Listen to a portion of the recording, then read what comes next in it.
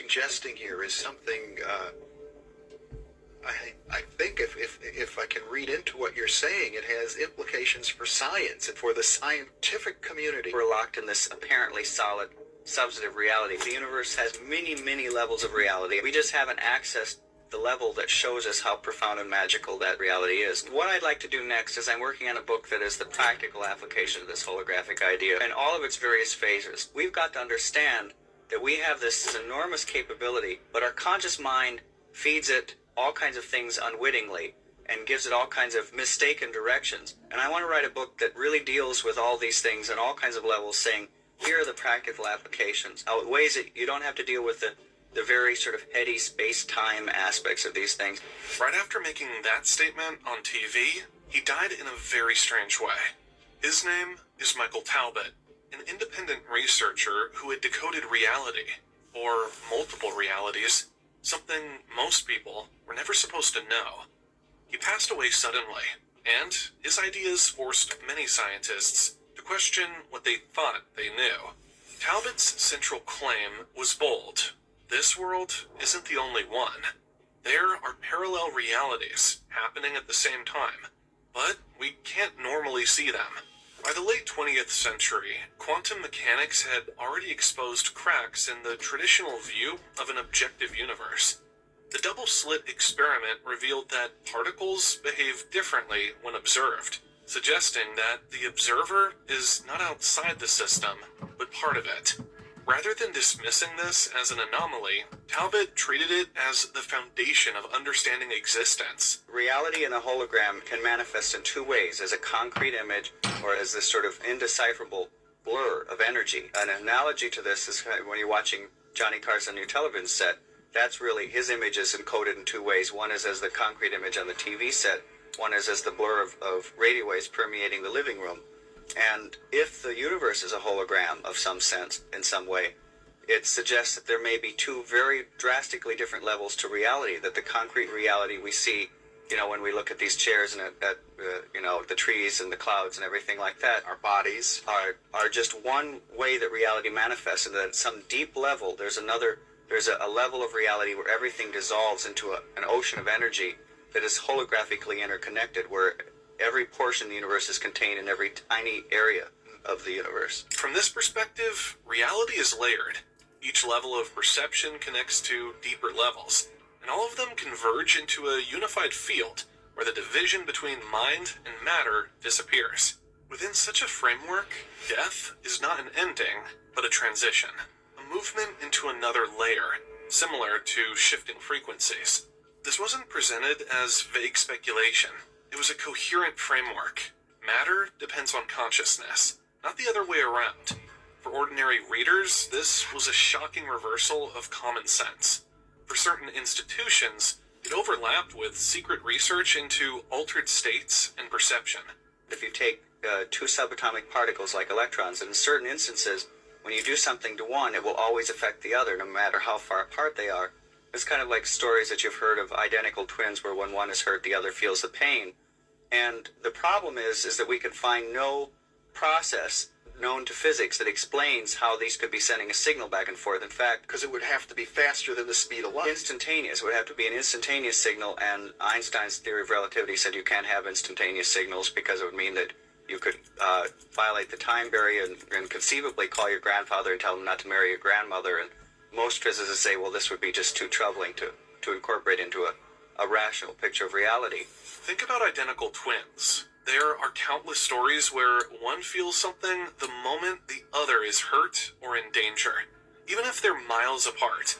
It's hard to explain that in normal physical terms. Talbot connected this with what physics was already finding at the quantum level. Particles that act the same way, linked instantly no matter the distance. And if matter itself can stay connected like that, then maybe our minds work through the same hidden network, connected in ways science still doesn't fully understand. If the universe is holographic, then everything we experience is interconnected, and every part reflects the whole. Time, space, and matter may not be absolute, but flexible, shaped by deeper laws we don't yet fully grasp. Talbot suggested that life and death are part of one continuous spectrum, where consciousness moves across realities rather than vanishing. Just as this message began to spread more widely, he died, and what he left behind continues to raise questions about the very structure of existence. At a deeper level, a very holographic level of reality, every particle in the universe collapses to a sort of cosmic unity. They're not signaling each other. They're like that fish where there's the level of the aquarium. And so what that means, talking about words, is that there is no separation between electrons. Furthermore, there's no separation between people. And this has all kinds of very boggling implications, one of which is that we've always tried to understand, for example, psychic phenomena, like how could I get information out of your head in my head, as some sort of signal going back and forth. But if we're organized, if we live in a universe that's organized holographically, you no longer have to tackle it that way. It could be that I have the entire universe and every neuron, every cell, every atom, every electron in my head, and you do also. So when we can access that, we can access information that seems to be beyond our normal sensory reach. This was one of his most provocative claims, that separation itself is an illusion. If every part of the universe already contains the whole, then the idea of being isolated, whether as particles or as people, simply collapses. What appears as distance is just part of the projection. In that sense, telepathy or intuition would not be about sending signals back and forth, but about accessing a field that already holds everything, everywhere, at once. Peace, power, and divine prosperity to my beautiful family. This is ordained metaphysical minister Dr. Corbin reporting live. You will be seeing my face soon, but most importantly, I welcome you all to the Cosmic Christ University, the home of the esoteric and metaphysical knowledge. Before the lights get cut back on and you see the minister's face, I want you to pay close attention to the title at hand. The Holographic Universe, as told by Michael Talbot. Once again, I want to thank you, family. This is going to be a very special presentation. A lot of us have always speculated that the world that we're living in now is actually a holographic universe. This evening, how we doing there, my beautiful family? This evening, we're going to dive in on that proof. We're going to give you facts on top of facts as told by Michael Talbot, who we just seen the video on, the 6-minute video. I thank you for your patience. Before the minister goes in, and I thank you so much for watching, I want you to think about what's going on in the news right now, family. Everything. I mean, the proof on life on Mars. People are getting killed assassination style that is similar to, the vibes are similar to JFK back in the 60s. They're saying that alien ships are approaching our planet. You're telling me that you don't think this is a holographic universe? I'll be reading this evening the book that the late great Michael Talbot put out in 1991. Family, I said in just a few minutes I'm going to be reading to you Michael Talbot's work that he released to us in 1991. A year later, he mysteriously passed away. Now, religious people, spiritual people, scientific people, I call you this evening to learn the truth about who we are. See, this physical world is melting away. This physical world is disintegrating. And for my church people, the more and more you live, you're going to understand the metaphysics of what Jesus, the one you call Christ, was truly saying about your consciousness, i.e. level up. Because in the future, the world is going to shift and you're going to have to be focusing in more on your spiritual side than your physical side, because the physical side is going to melt away, and all you're going to have is your spiritual side. So, family, I want you to buckle up, grab some snacks. To my vegetarians, one love, grab some vegan snacks. If you got to medicate, medicate. If you got to meditate, meditate. What the minister is about to release to you, this information, as told by Michael Talbot, is going to be beneficial.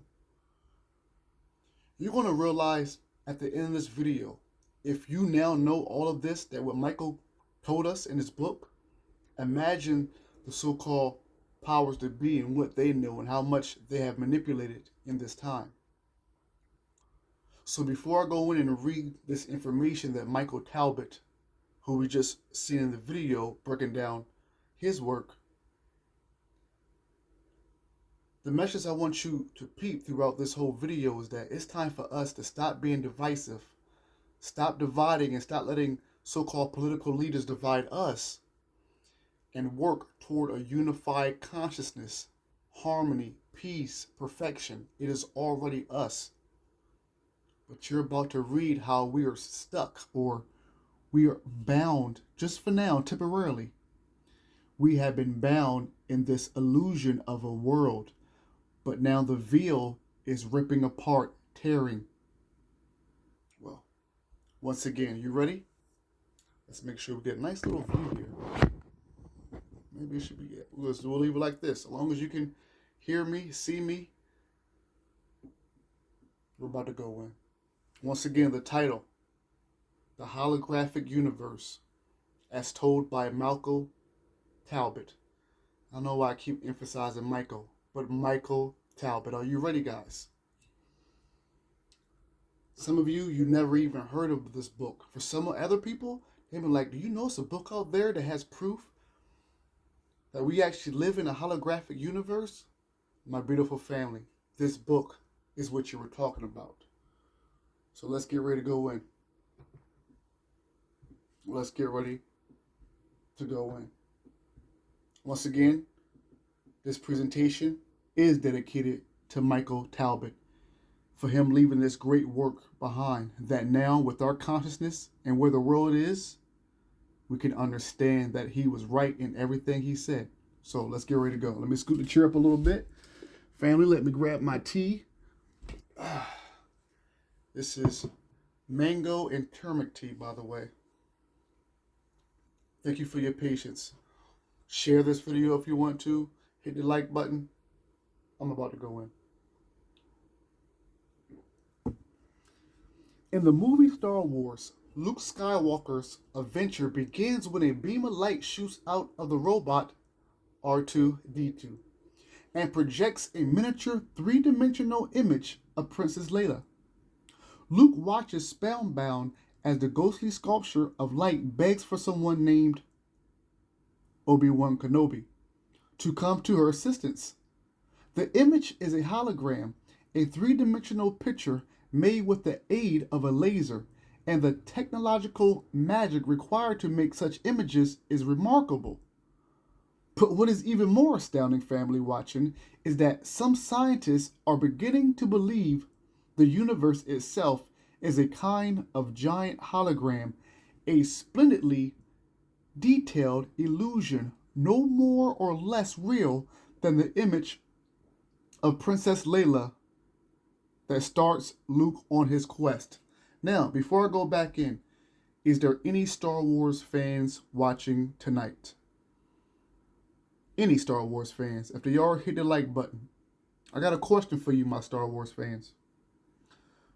Who was it that inspired and motivated George Lucas to write Star Wars?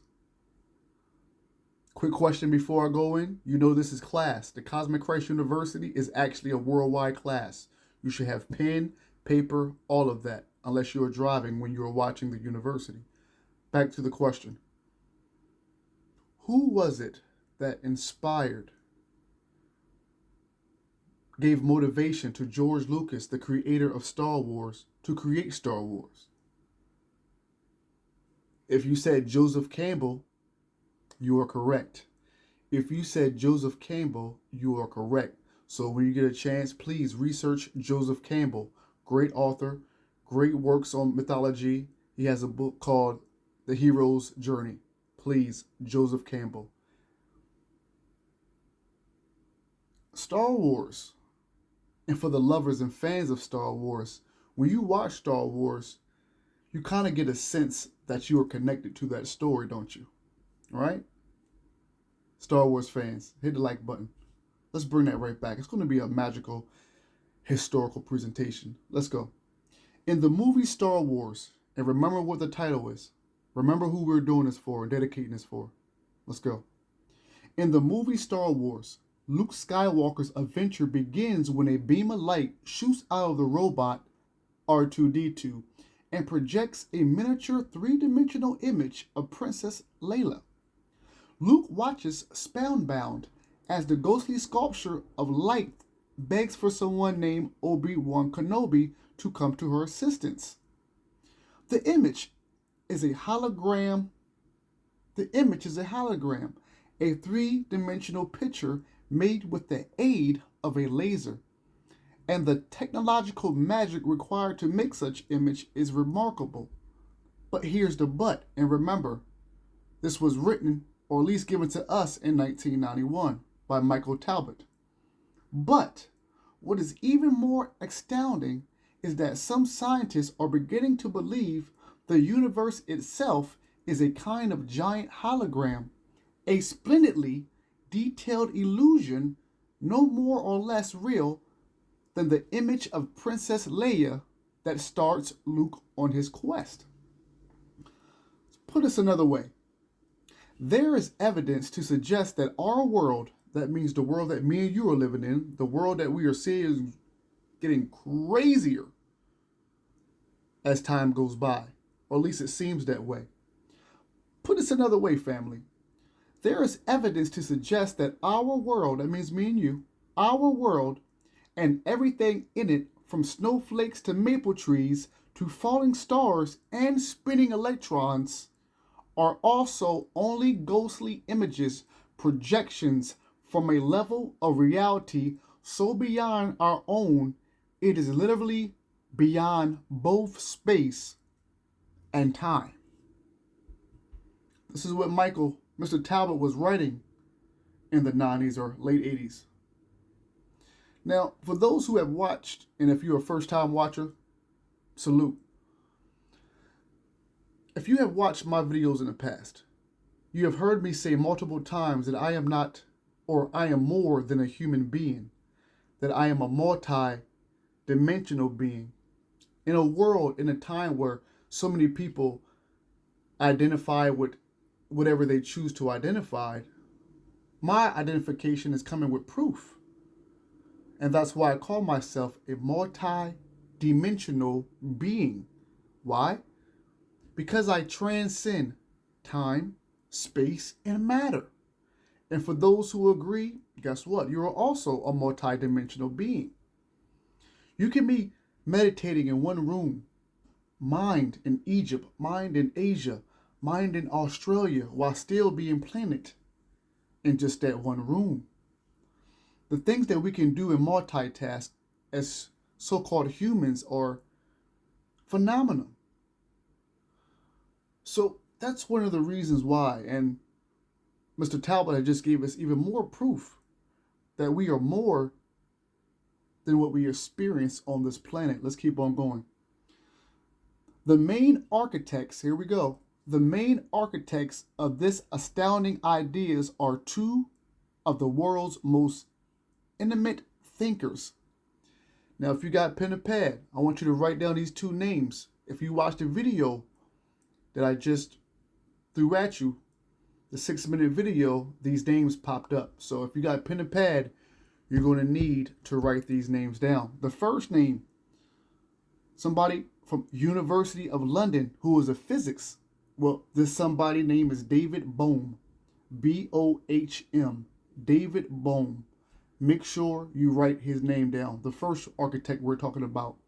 Now, David went to the University of London. He was a physics. Now, this man has one of the best resumes ever. Here's why. Because these people that before Michael proved to us that we were living in a holographic universe, these wasn't just no cuckoo crazy people. These people had a beautiful resume and can talk the talk and walk the walk. You don't believe me? Listen to this. The main architects of this astonishing idea are two of the world's most intimate thinkers. The first one, University of London physics, David Bohm. That's Bohm. He was a prodigy. You know who his teacher was? Einstein. He was a protege of Einstein. I mean, wow. So you know his credentials are on point. He's not just talking to be talking. Can you imagine being a protege, a student of Albert Einstein? It's one thing to be a friend or a family member, but if you're a student, yeah, you're going to learn today. And one of the world's most respected quantum physicists. So not only was David Bohm a protege of Albert Einstein, but one of the world's most respected quantum quantum physicist. And the second person name is Carl Pribram, and that's Pribram. You need to be writing these names down because Michael Talbot is one name, but these names I'm giving you now are the people that was before him that prove that we are living in a holographic universe. And we're going to break some proofs down that we are in just a minute. Thank you for your patience. Excuse me. So Carl Pribram, once again, name is Pribram. Carl is a neural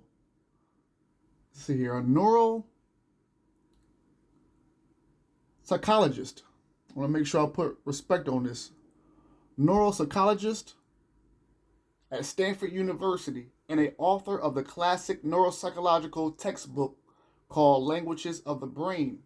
Intriguingly, Bohm and Pribram arrived at their conclusions independently, separately, and while working from two very different directions. Two different men from two different places came together and concluded the same thing.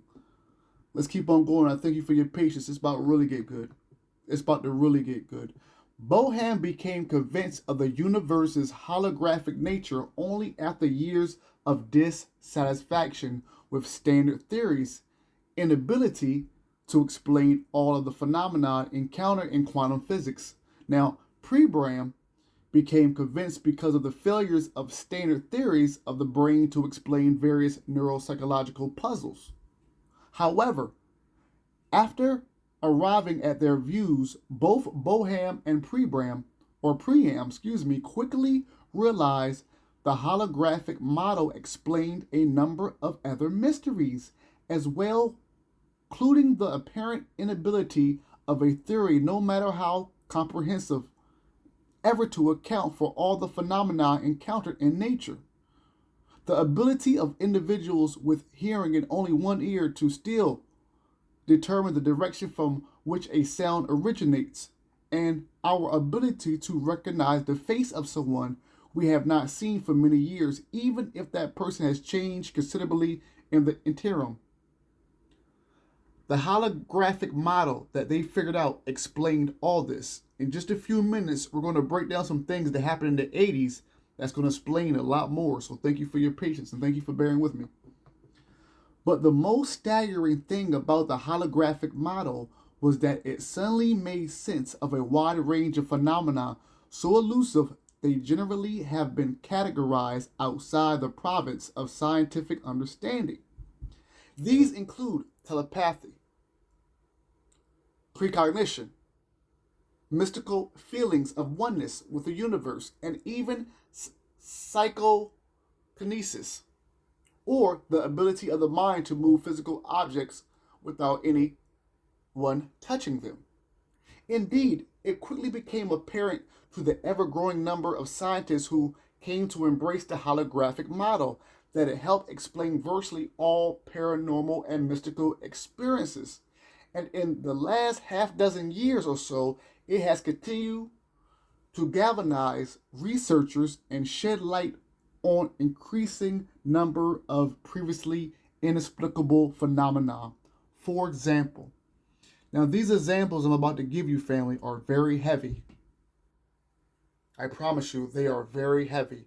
But let's just go back quickly and talk about this line right here. But the most staggering thing, I don't want you to listen to this, and I want you to listen very closely. But the most staggering thing about the holographic model was that it suddenly made sense of a wide range of phenomena. So elusive, they generally have been categorized outside the province of scientific understanding.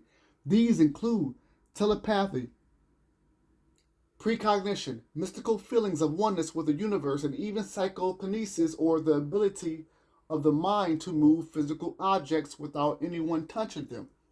All these have already been explained by the holographic model that is this planet.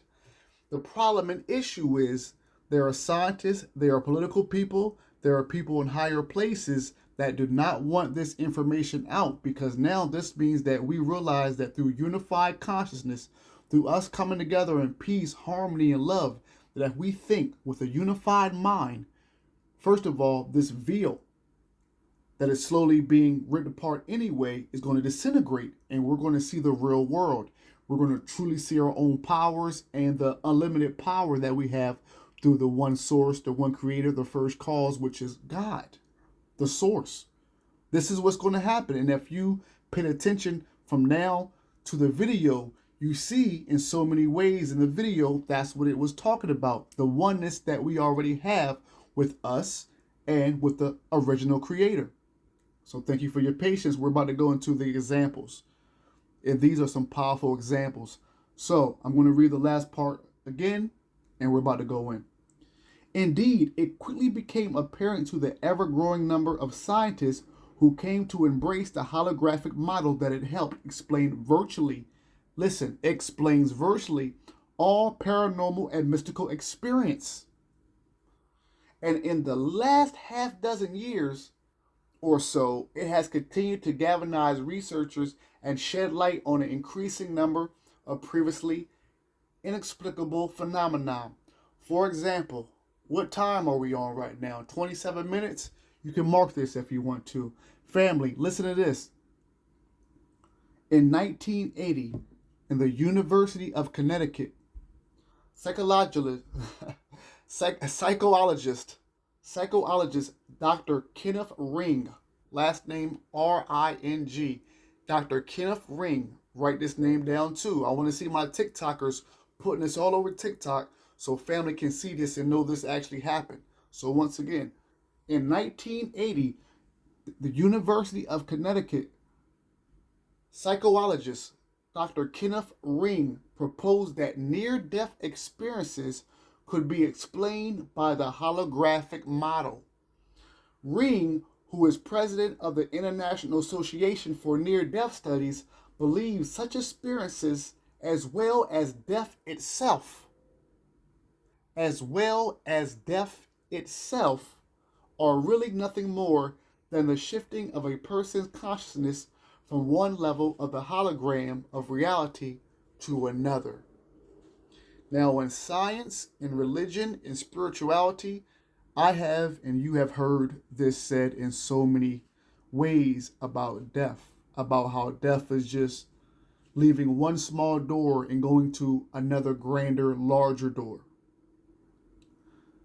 Science, these scientists, these researchers, these psychologists, back in the 80s, in the 90s, been figured this out.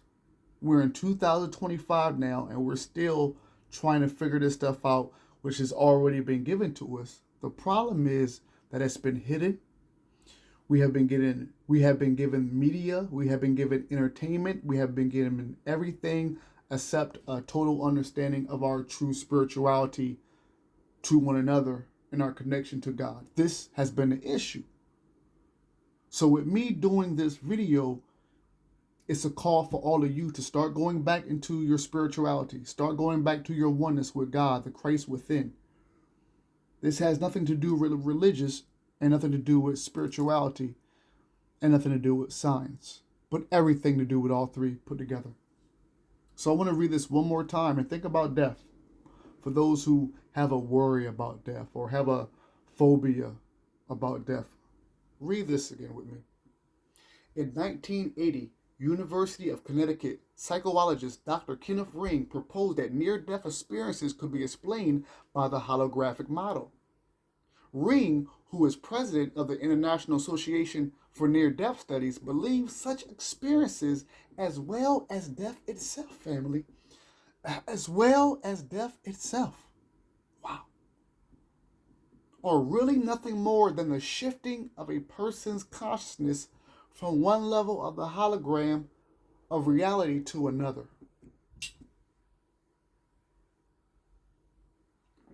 In 2025, hit the like button if this makes sense to you. Honestly.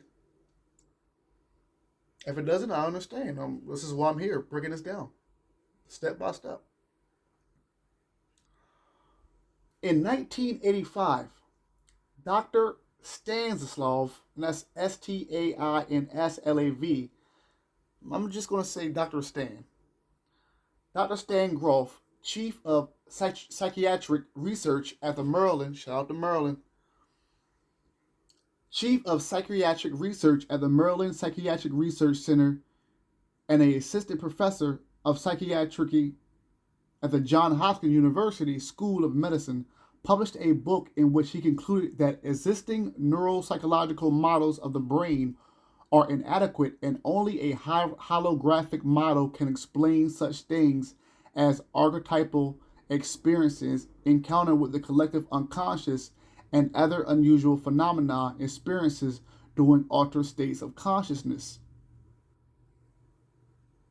This doctor is saying that the only thing that can explain what we experience with these certain subjects and topics is that our brain is structured in a holographic way. This is in 1985. I was 1 year old at the time. And we're still questioning why the world operates the way it does. Listen to this. At the 1987 annual meeting of the Association for the Study of Dreams held in Washington, D.C., physicist Fred Alan Wolf delivered a talk in which he asserted that the holographic model explains lucid dreams, which are unusual vivid dreams in which the dreamer realizes he or she is awake. See, Wolf believes such dreams are actually visits to parallel realities, and the holographic model will ultimately allow us to develop a physics, and I quote, a physics of consciousness, which will enable us to begin to explore more fully these other dimensional levels of existence. I'll probably make this video like an hour maybe. The real ones I know are watching. Because the real ones, since you were kids, you knew that you were spiritually different. See, I'm a cosmic Christ being. 2,000 years ago and more, Yeshua, the one you call Jesus, was preparing us all for this. That's why the age of Aquarius is so important. Our brother knew back then that even if the folks in his time did not get it, that we, the new ancestors, that we would figure it out, because the conscious level, the advancement of technology, and the higher vibration of our consciousness will come together, and yeah, here we are. So I want to read this again in 1987, family. And don't you worry, I'm going to do a part 2. For the people who love this, I'm going to do a part 2. We're going to go more into what actually killed Michael Talbot, because once again, he gave us this amazing information in 1991. A year later, done. Gone. R.I.P. So part 1 is just going to be the introduction into the holographic universe and just a nice taste of what is to come in this presentation series. So once again, let's go back to 1987. True story. At the 1987 annual meeting of the Association for the Study of Dreams held in Washington, D.C., physicist Fred Alan Wolf delivered a talk in which he asserted that the holographic model explains lucid dreams, which are usually unusually vivid dreams in which the dreamer realizes that he or she is awake. Now, Wolf believes that such dreams are actually us visiting parallel realities. And the holographic model will ultimately allow us to develop a physics of consciousness, quote unquote, which will enable us to begin to explore more fully these other dimensional levels of existence. So this is what he was saying is to come. This is in 1987. I was 3 years old. We're in 2025 now. Here's another 1987. And we're going to get right back into the book. I mean, we never left the book, but these are facts from the books. In 1987, once again, here's another one. A book entitled Synchronicities, The Bridge Between Matter and Mind by Dr. F. David Peat. That's P-E-A-T. A physics at Queen's University in Canada asserted that synchronicities, which are coincidences that are so unusual and so psychologically meaningful, they don't seem to be the result of chance alone. Said it can be explained by the holographic model. Pete believes such coincidences are actually, and I quote, flaws in the fabric of reality, quote, end quote. They reveal that our thought processes are much more intimately connected to the physical world than has been hitherto suspected. Now, if there's any church people that are watching this evening, this is why I tell you that I'm not here to change the laws or condemn the laws. I am here to justify the laws. Because if you take religion and you take these scientific facts, these quantum physics facts that Michael and Pribram and Boehm and Alan Wolf and Pete, Fred, all these brothers put together, it matches what Christ was saying about, I am in this world, but I'm not of this world. And about using our mind and having power over certain energies. He was trying to tell us in the best way possible that there is a higher level to who we are, that the flesh isn't all. Remember in the Bible it says what? The spirit is strong, the flesh is weak. He was teaching us about a higher consciousness, religious people. Okay, let's go back into the presentation. Back into Michael Talbot. These are only a few of the thought-provoking ideas that will be explored in this book, Michael says. Many of these ideas are extremely controversial. Indeed, the holographic model itself is a highly controversial and is by no means accepted by a majority of scientists. I bet so. Nonetheless, and as we shall see, many important and impressive thinkers do support it and believe it may be the most accurate picture of reality we have to date.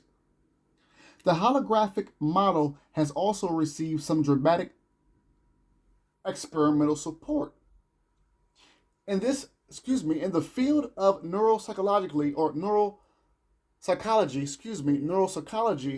numerous studies have corroborated Pribram's various predictions about the holographic nature of memory and perception. Similarly, in 1982, a landmark experiment performed by a research team led by physicist Alan Aspect, and that's A-L-A-I-N, Alan Aspect at the Institute of Theoretical and Applied Optics in Paris demonstrated that the web of subatomic particles that compose our physical universe, the very fabric of reality itself, possesses what appears to be an undeniable holographic property. These findings will also be discussed in this book. Once again, Alan in Paris demonstrated that the web of subatomic particles that compose our physical universe, the very fabric of reality itself, possess what appears to be a undeniable holographic property. And to my everyday, my family, my brothers and sisters who are watching this, I gotta keep asking you. This book came out in 1991. Michael, the author of this book, was killed in 1992. You see all the wild stuff that we are experiencing in 2025. You're going to tell me, family, that you don't think the highest of the scientists, the richest of the richest, the most powerful of the powerful, didn't have this book? That they possibly wasn't in the body bag that brought the body bag to Michael Talbot? Meaning that you don't think that they're the ones that X'd him out because of the stuff like this, and we're still on part one. He had proof, and others had proof, that we are living in a holographic universe. I see something years ago that says that the universe has the same binary code as a computer, or vice versa. But what is everybody worried about? Politics, wars, division. This is what is happening in this world. And the people that you voted for, the people that you rooted for, these are the people. These archons.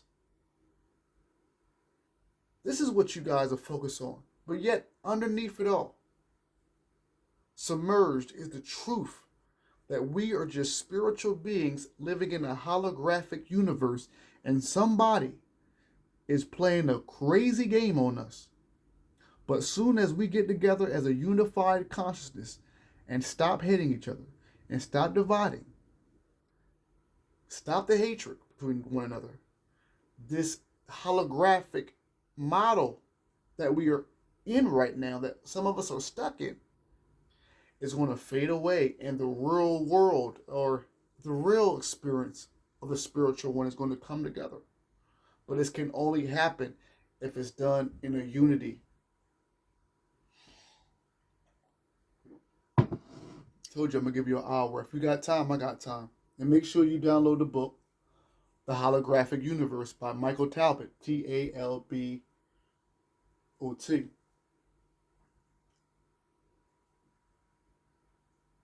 Once again, listen to this.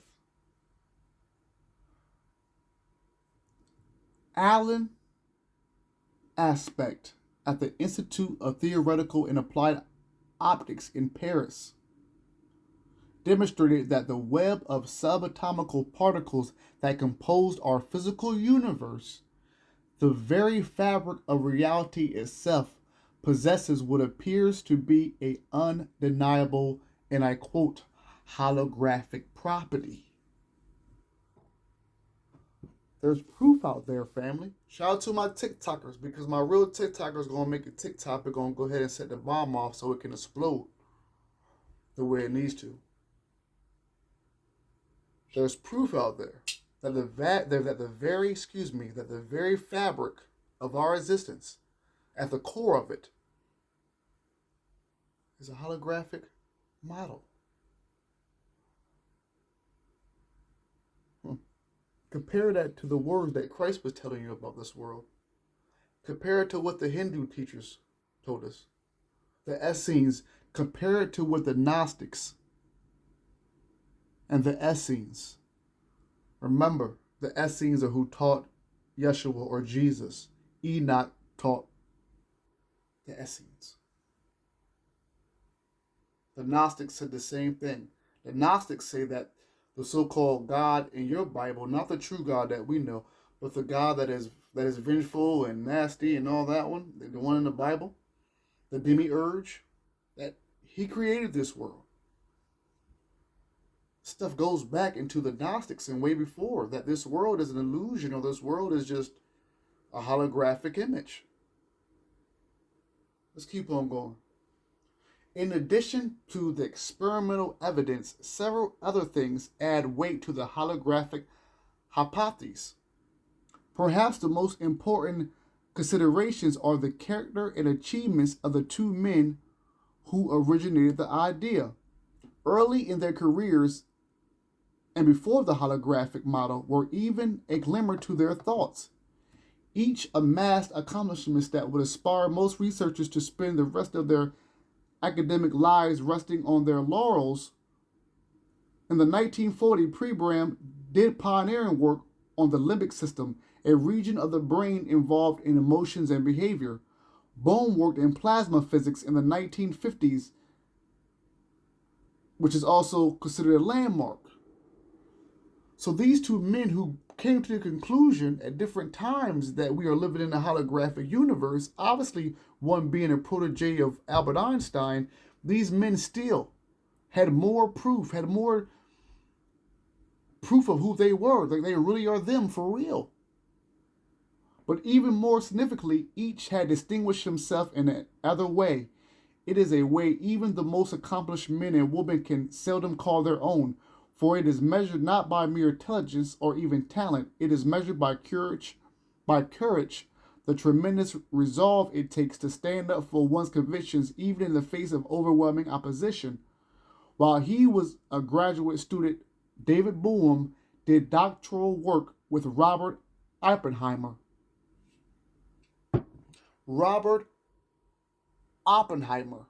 Now, for those who never heard of Robert Oppenheimer, there was a movie, and I'm probably mixing the name up a little bit, but Robert Oppenheimer. For those who don't know, like I said, there was a movie made about this man a few years ago. He was an American theoretical physicist who served as the director of the Manhattan Project's Los Alamos laboratory during the World War II. He is often called the father of the atomic bomb, quote unquote, for his role in the overseeing of the development of the first nuclear weapons. And for anybody who know anything about atomic bombs or what happened at that time, these men were discovering a technology that has been here since the beginning of time. Atomic bomb and nuclear weapons and these technologies that were new throughout ancient times, but the power that came with them, the consequences if used wrong, what came with them. See, the power of nuclear weapons and the atomic bomb could have been served for a higher purpose. This is well known. But we've seen what that power was used for. Right after that, there was a lot of so-called ETs and aliens that came right after that. Right after that bomb dropped.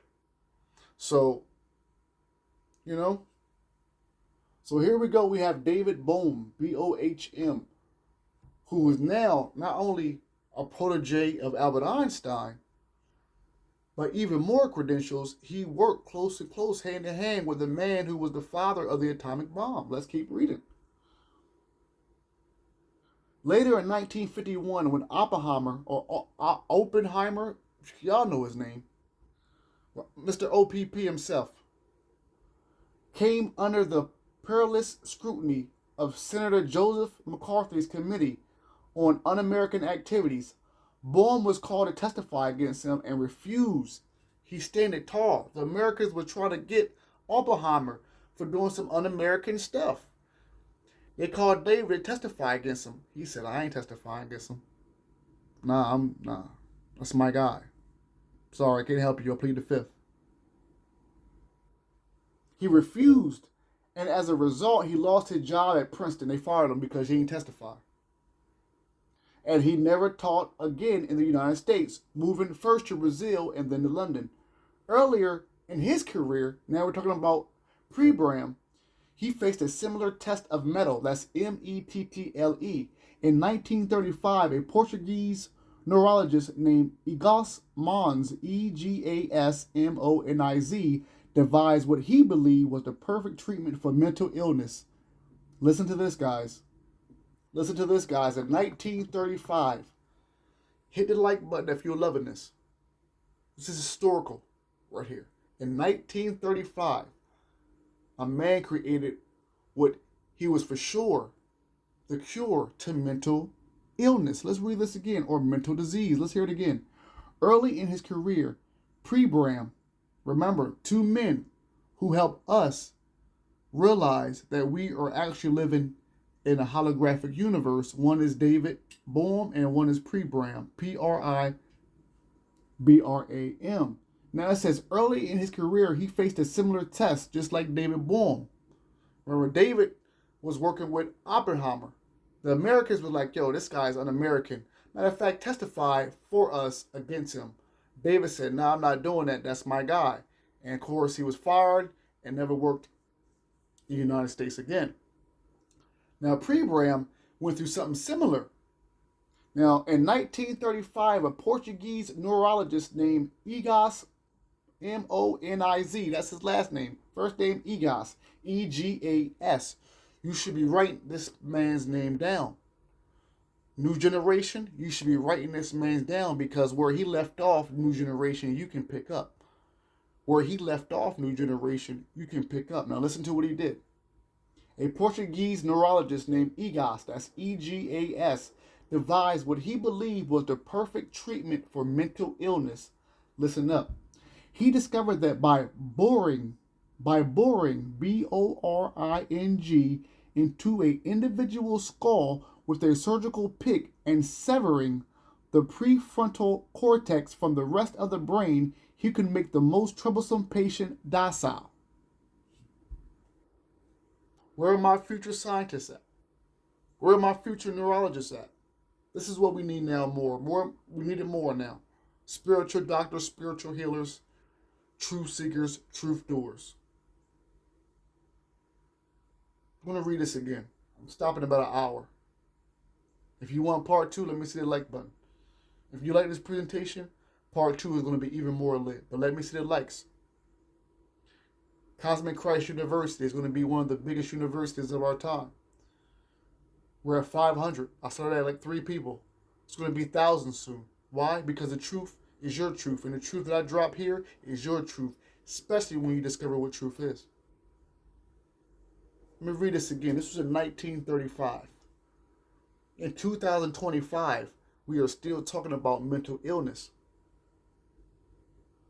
This was in 1935.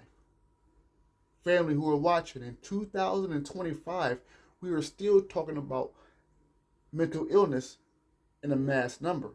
Let's read this again. And for my TikTokers, you got a job to do. Post this all over TikTok. Young scientists all over the world, you have a job to do. Let's read this again. Now, a Portuguese man by the name of what? All right. Devised what he believed was the perfect treatment for mental illness, family. He discovered, and I want you to remember this because we got some scientists in the future that's going to help a lot of so-called mental people. The people that are going through it mentally. This is going to be your answer. You're going to solve that problem. You're going to be the healers of the future by picking up where Egas left off. Once again, in 1935, a Portuguese neurologist named Egas Moniz devised what he believed was the perfect treatment for mental illness. He discovered that by boring into an individual's skull with a surgical pick and severing the prefrontal cortex from the rest of the brain, he could make the most troublesome patient docile. He called the procedure a prefrontal lobotomy. And by the 1940s, it had become such a popular medical technique that Moniz was awarded the Nobel Prize. In the 1950s, the procedure's popularity continued and it became a tool, like the McCarthy's hearings, to stamp out cultural undesirables. This man's blessing became poison in the wrong hands. Did you just hear what just happened? The man came up with a cure, a way of healing the people, and got into the wrong hands, and they found a way to take out cultural undesirables, is what they call it. I wonder who were considered cultural undesirables in the 1950s. Is this around the time of Parent Parenthood? I'm just asking, family.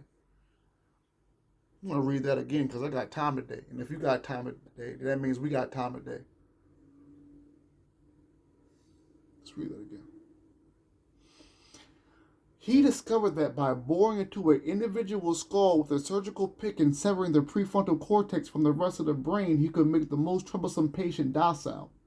He called this procedure a prefrontal lobotomy, and by the 1940s, it had become such a popular medical technique that Mons was awarded the Nobel Peace Prize. But listen to this. In the 1950s, the procedure's popularity continued and it became a tool now. a tool like the McCarthy's hearing to stamp out cultural undesirables. Undesirables. So back to my question. Who were considered the undesirables in the culture in the 1950s? You let me know. It may be a hypothetical type of question,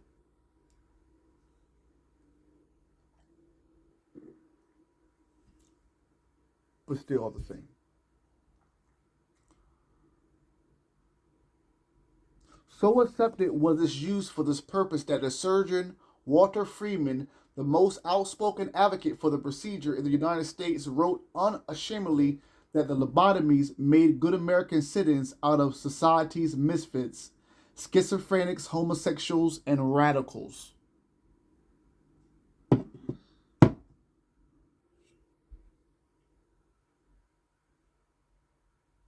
Shit worked so good that it took out who they wanted to take out.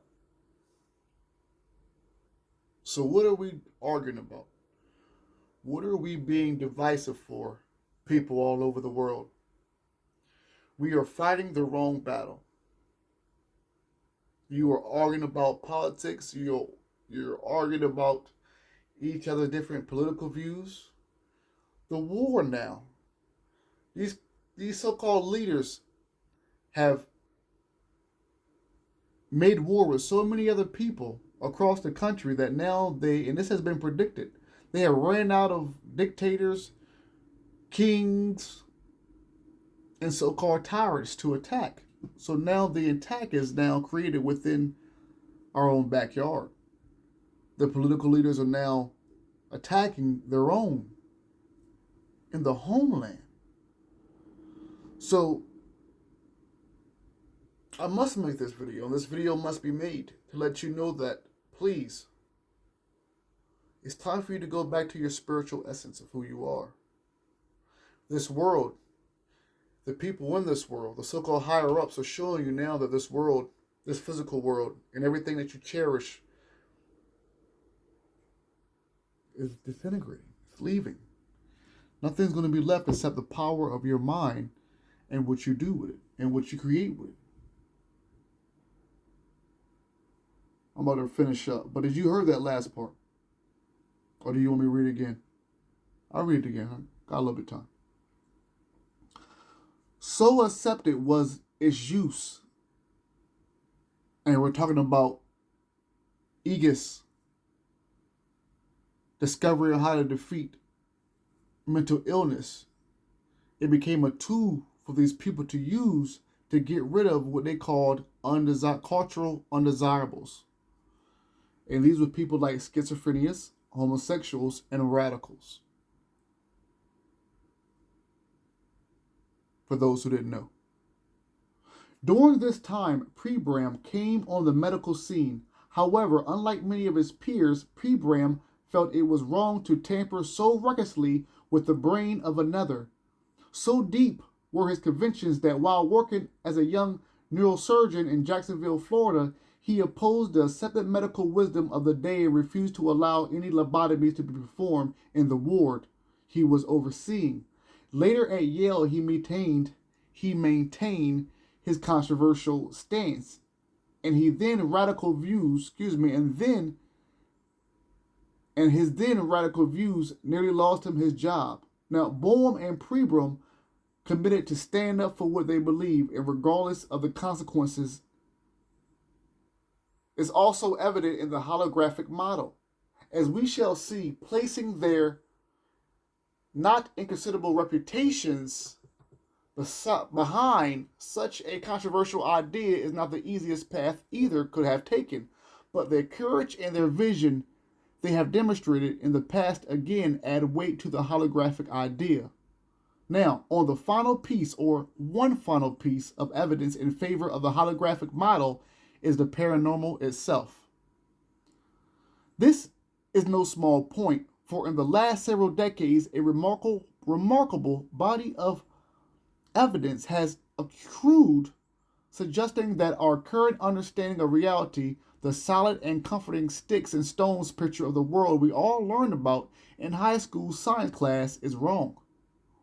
Because these findings cannot be explained by any of our standard scientific models. Science has, in the main, ignored them. However, the volume of evidence has reached a point where this is no longer a tenable situation. Should we stop here? Yeah, I think we should get ready to stop here. I'm going to give you 10 more minutes. Because if you enjoy this, imagine what part 2 is going to be. If you thought this was awesome, I thank you for thinking that way. Imagine what part 2 is going to hit like. One final piece for this presentation, ladies and gentlemen. I thank you for watching. One final piece of evidence in favor of the holographic model is the paranormal itself. This is no small point. For the last several decades, a remarkable body of evidence has accrued suggesting that our current understanding of reality, the solid and comforting sticks and stone picture of the world we all learned about in high school science class, is wrong. Because these findings cannot be explained by any of our standard scientific models, science has in the main ignored them. However, the volume of evidence has reached a point where this is no longer a tenable situation. To give us just one example before we leave this evening.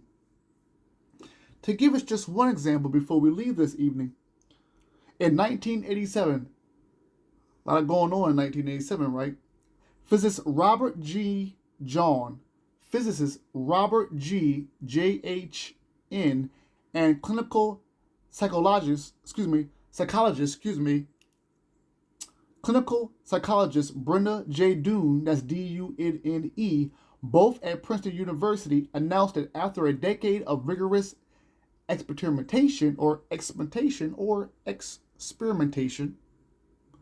by their Princeton Engineering Anomalies Research Laboratory, they had accumulated unequivocal evidence that the mind can physically interact with physical reality. More specifically, John and Dune found that through mental concentration alone, human beings are able to affect the way certain kinds of machines operate. This is an outstanding finding and one that cannot be accounted for in terms of our standard picture of reality. I'm going to end there. So what are you talking about? What are we arguing about? Politics? Who's been assassinated? How you feel about it? How this side feel about it? What are you arguing about? Bills and stress? Things that really hold no weight to us in the spiritual world? And for you who say, I'm living in the real world, bills, I got bills and stuff. Okay. So when you feel sick or you feel like poverty is kicking your ass, then you go and you deal with it on your own and you see how that handles itself. But for the spiritual one, the people who are attuned with themselves, realize that you are God on this planet and God expresses himself through you. God, the Creator, the Divine Mother and Father, express itself through you. This is part 1. Imagine when we get to part. So once again, we're about to wrap this up. I'm going to read this again because this will probably pick up here on part 2. So let's go. To give just one example, family, before we wrap up, in 1987, a physicist named Robert G. John and clinical psychologist, I keep chopping this word up, psychologist Brenda J. Dune, both at Princeton University, announced that after a decade of rigorous experimentation by their Princeton Engineering Anomalies Research Laboratory, that they have accumulated unequivocal evidence that the mind can psychologically interact with physical reality. Let me say this again. They discovered unequivocal evidence that the mind can psychologically interact with physical reality. More specifically, John or excuse me, John is John, Jahn though. The John is Jhn. And Dune, which is spelled Dunne, they found that through mental concentration family. We are on some X-Men here. Through mental concentration alone family. Human beings are able to affect the way certain kinds of machines operate. Shout out to my brother Kevin Gates, man. When bro Kevin Gates said that the hands, put it on there, start the car up with just his hands. That's got to be some serious concentration in my brother. Major respect to you. So these things are possible. And then some. They discovered this in 1987. They said this is astounding findings and one that could not be accounted for in terms of standard pictures of reality. So, on an hour and 6 minutes going on, I just want to leave you with this. You have the option of falling for all of this propaganda, all of this illusion that the so-called powers to be, 1%, the Illuminati, whatever you guys want to call them, evildoers. You can fall for that. The division that they're trying to bring amongst God's people. Or you can realize that you have spiritual powers because you're a spiritual being in a temporary world. And you can stop stressing, stop worrying, and you can start getting closer to the Creator within you.